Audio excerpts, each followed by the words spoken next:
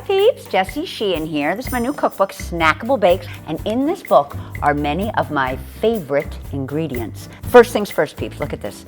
Delicious, sweetened, condensed milk. It's the secret ingredient in my Rice Krispie treats. Next favorite ingredient, I call them Marshies.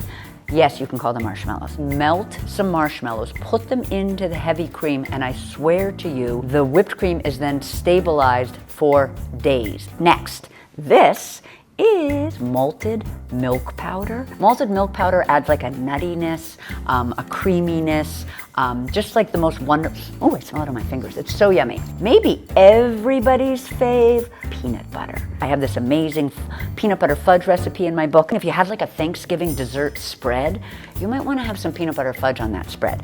Just in case somebody's like, hey, can I please have some peanut butter fudge? And then you'd be able to say to that guest, yes, you can.